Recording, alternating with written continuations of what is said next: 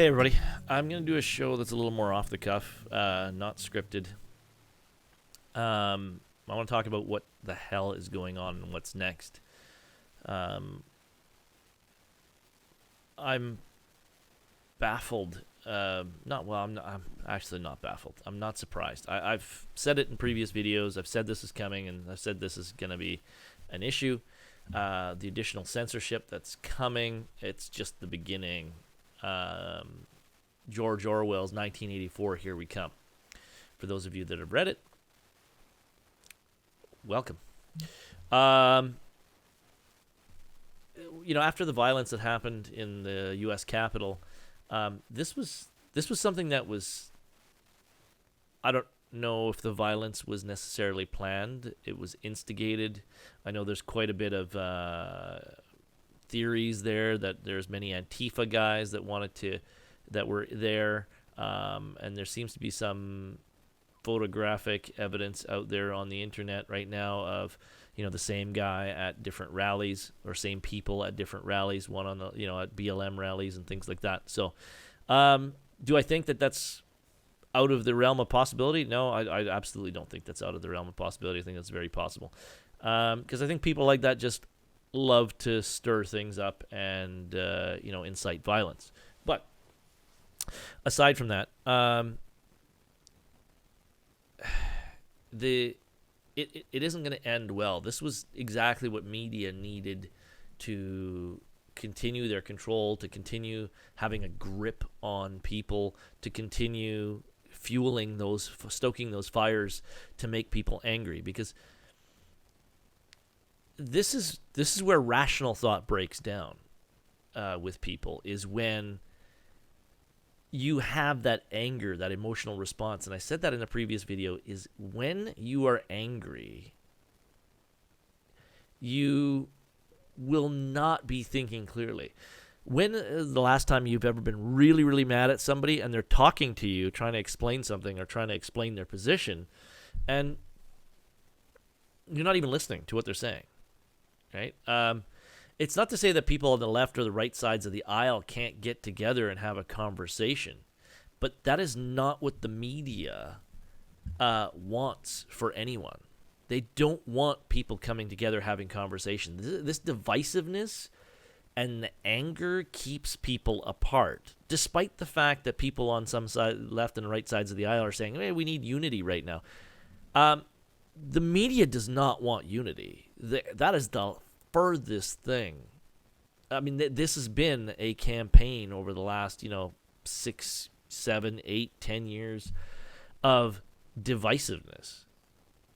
That's what gets them ratings. That's what gets them views, right? You got roughly 80 million voters on each side of the aisle, especially in the U.S., and they're very staunchly right or left for the most part, and that division between those two is getting wider and wider. That gap's getting wider and wider. And it's fueled by emotional response, right? The more they can show stuff like what happened here over, the last couple of days, the more anger they can get from the other side of the aisle. And the more orange man bad, they can perpetuate.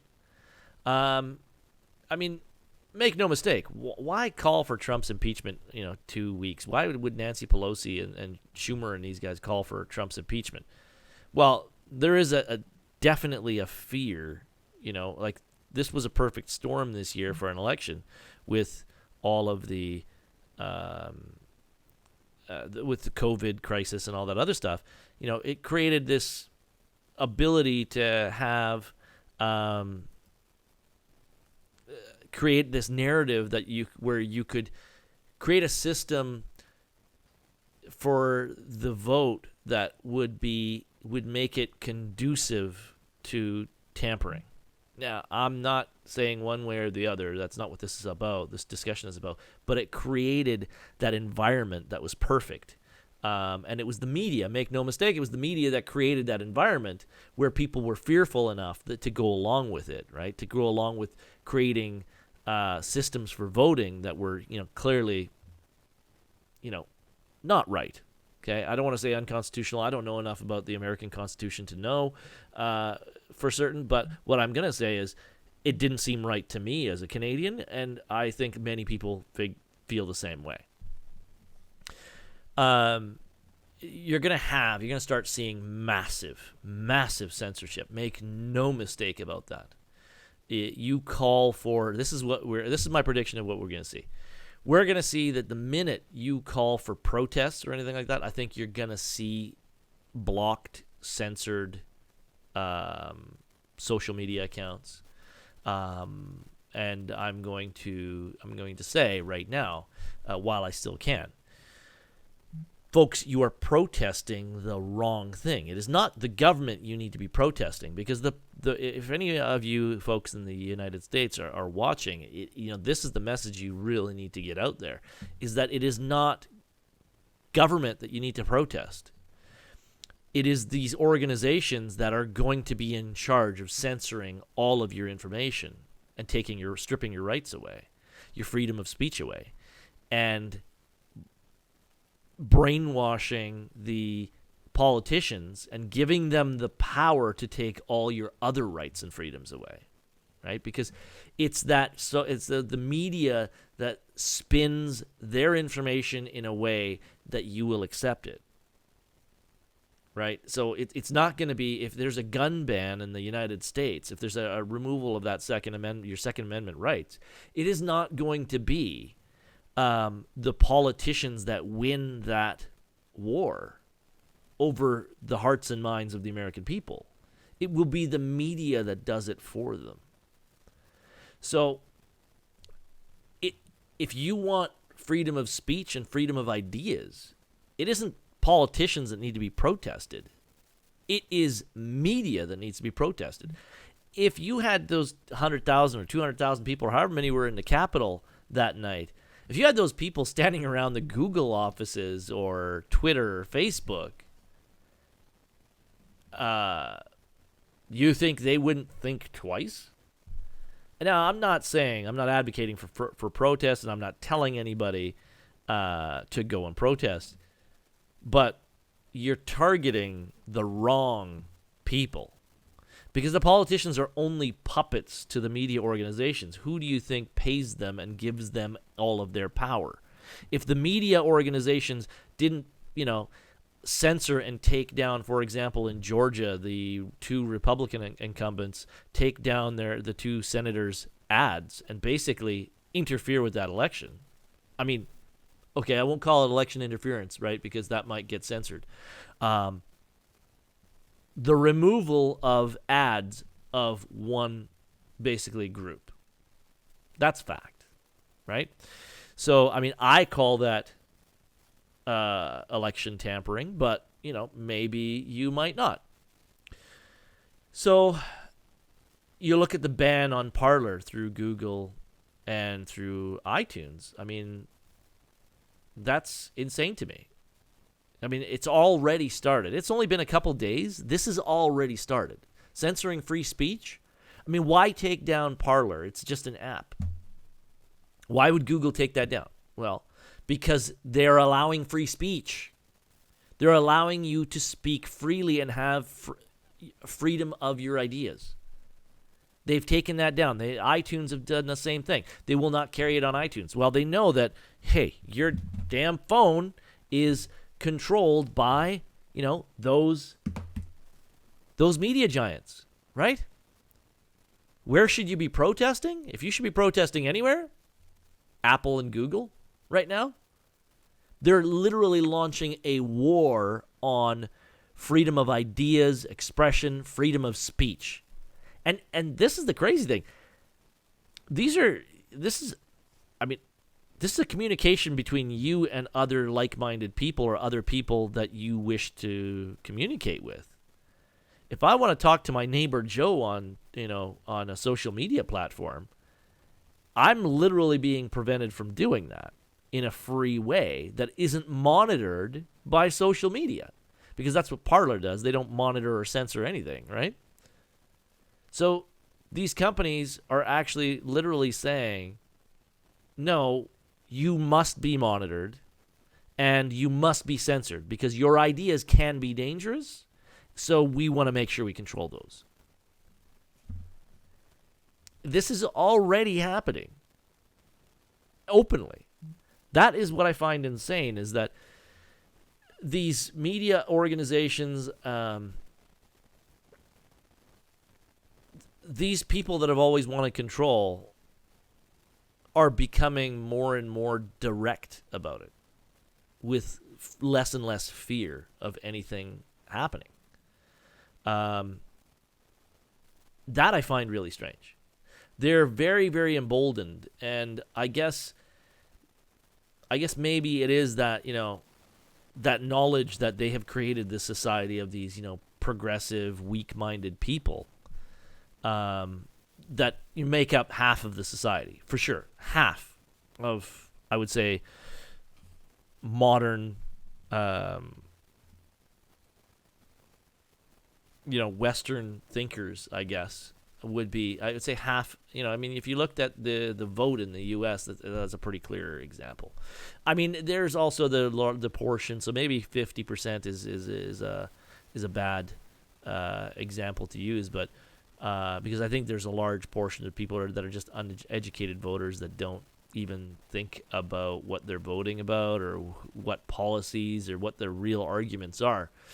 They just say, I'm a Democrat, I'm voting Democrat, and I don't care, right? Or I'm voting Republican, I don't care. Or, here in Canada, I'm conservative, I'm voting conservative. I'm liberal, I'm voting liberal, and that's that. And I think there's a large portion of people that vote like that as well. But I think there's a large portion of people that, truly are just, I don't know. Zombies is probably about the only way I can put it, but, maybe that's an insult to zombies. These people cannot think for themselves, right?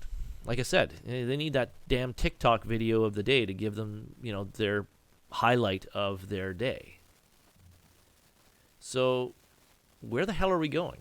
Well, I see us really going towards that whole 1984 playbook. I think we will have, we're already seeing it.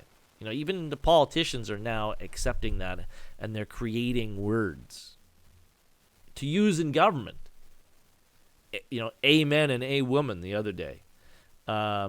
Taking away gender-specific language. He, she.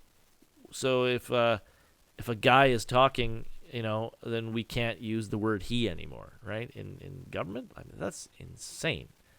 And I think, the things that are happening in the U.S. are only going to further serve to embolden people like Justin Trudeau here in Canada to come up with insane ideas to bring forward.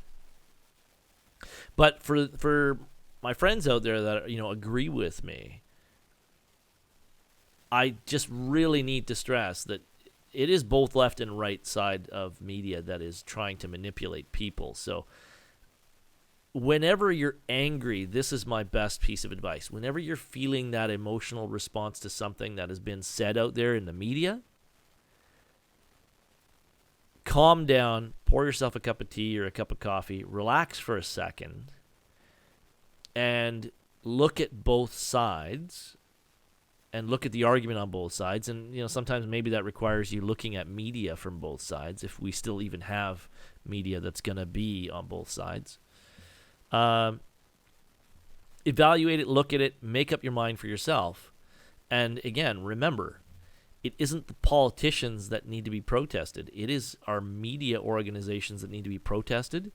And I don't know, the best way to hit those organizations is in their pocketbook.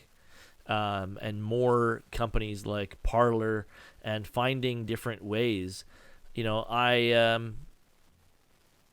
would be nice if Google didn't have a monopoly on the majority of smartphones out there.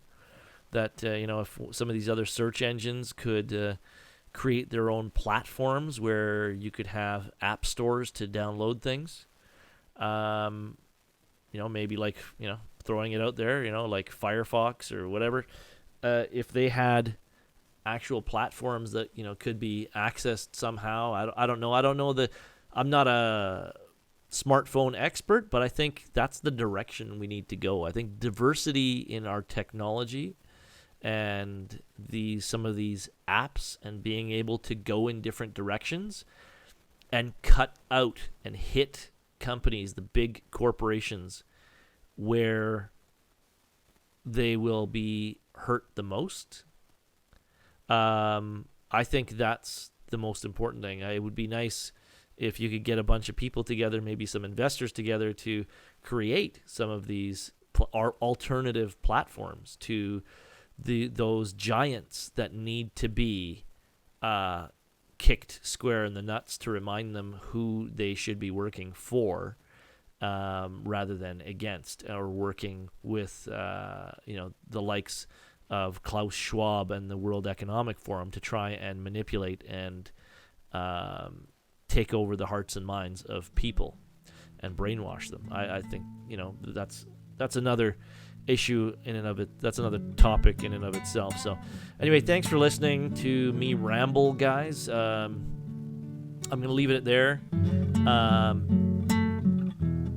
It's the media that is the enemy, not as much the government. So bear that in mind. Anyway, have a great day. I'll talk to you guys tomorrow, and hope to see your comments and some discussion points below. Like and make sure you subscribe. I'll see you guys tomorrow.